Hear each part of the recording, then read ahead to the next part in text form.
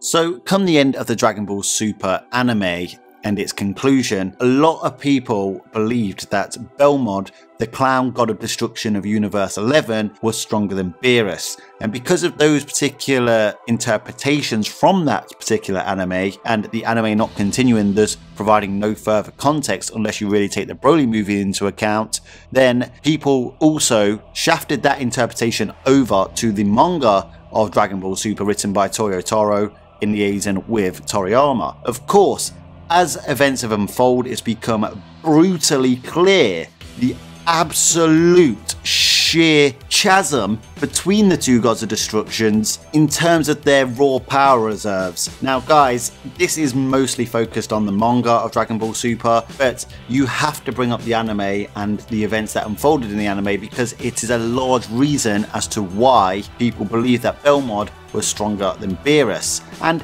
the arguments weren't implausible, at least to begin with. So starting off with episode 92 of the Dragon Ball Super anime, it is clearly stated that there was a god of destruction that defeated Beerus in an arm wrestle, and that the mortal of that universe is even stronger than that god of destruction. Obviously we know that Jiren turned out to be that mortal that was even stronger than his god of destruction, and therefore should therefore mean that Jiren is stronger than Belmod, Belmod is stronger than Beerus. And obviously a lot of people took that hyper literally, that particular statement. Some people argued, however, that Whis was simply joking around with Beerus, as he has done in the past in the particular series. However, it was more than plausible that that was a strength feat and is an indication that Belmod is stronger than Beerus. I didn't have major issues with this. Obviously, a lot of you remember my videos, and I do thank the people that have now sent me DMs or even publicly admitted that I was right all along concerning this matter, as I did put out videos pertaining to the super exciting guides that just because you increase your battle power, your raw power reserves, doesn't necessarily attribute to one particular attribute of that character.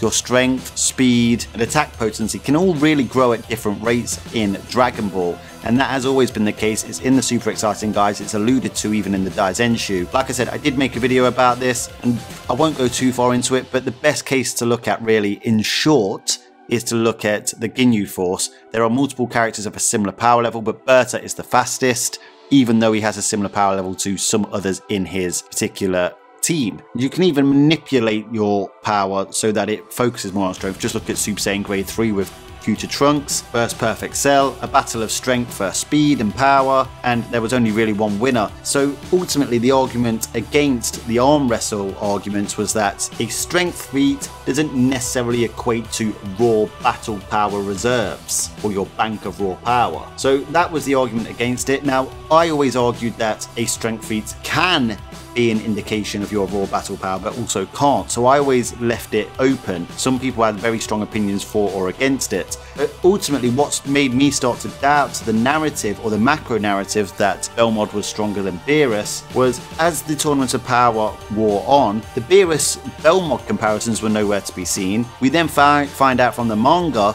that the Beerus-Catella rivalry was what it was truly about, and that it was Beerus and Catella that had the arm wrestle. Obviously we know Toriyama signed off on the manga, so we know what his intention was there. So whilst this doesn't really change the events in the anime, it does mean that moving forward in the manga, that event simply isn't there. And then we get the Jump magazine article that has Ultra Instinct Goku perhaps surpassing Beerus, and I always felt that there was a certain interpretation in the Tournament of Power that was really just talking about the technique of Ultra Instinct surpassing the Gods of Destruction's ability to use Ultra Instinct rather than raw power reserves again. And I'll always keep going back to that terminology, raw power reserves. However, this only really made me skeptical, and it didn't necessarily concretely make me make a decision one way or another. And when it came to further inspection, when dissecting translations about Jiren being stronger than the Gods of Destruction, you can literally narrow them all down to meaning one God of Destruction. Even the manga specifically states Jiren is stronger than Belmod. It's seemingly done on purpose. Out comes the Broly movie. We know it's penned by Toriyama. We know all the promotional material surrounding the Broly movie kept stating that Broly is the strongest.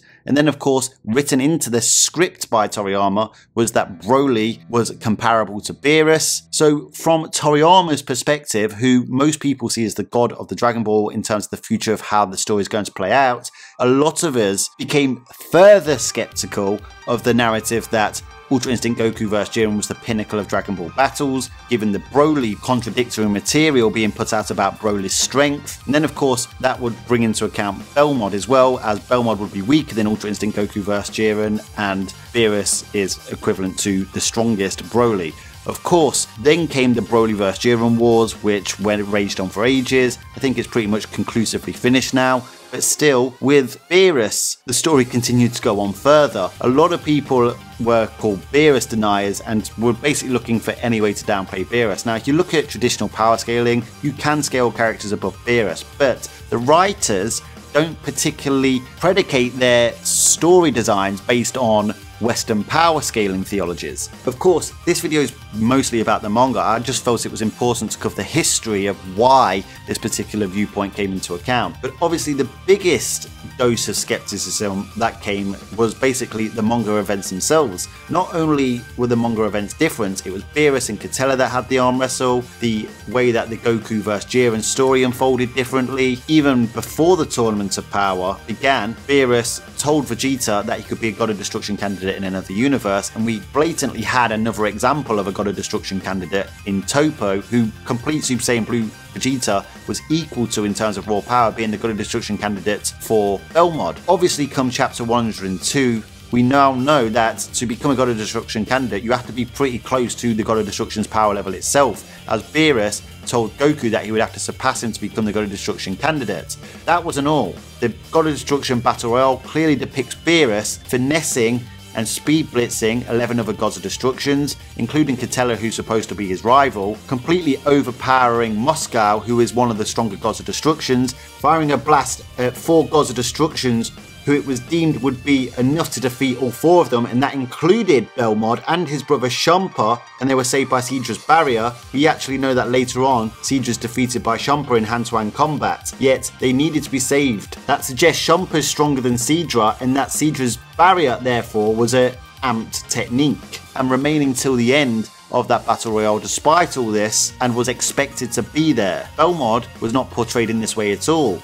In fact, the moment the going got tough for Belmod, he basically feigned injury and was considered out the match. None of the other Gods of Destructions questioned it, and essentially he didn't fight. So basically he didn't have enough faith in his own power to win this particular fight. Obviously the manga continues past the Broly movie and we get the Moro arc, and Beerus didn't really get that involved in the Moro arc up until the end, where he stated that he would lend a hand to Goku against Moro, Planet Moro, a character that had surpassed Ultra Instinct Goku in terms of raw power reserve. But Beerus basically looks pretty casual about how he would defeat him. Even then, people were Beerus denying. For some reason, people were insinuating that Beerus helping still meant he was massively far behind Ultra Instinct Goku from the Tournament of Power. Never mind the fact that this version of Ultra Instinct Goku was vastly stronger than the Ultra Instinct Goku from the Tournament of Power. You could even argue that Super Saiyan Blue Evolution Vegeta against Moro was stronger than those Tournament of Power levels, but still, Beerus was clearly going to be more effective than Super Saiyan Blue Evolution Vegeta against Planet Moro,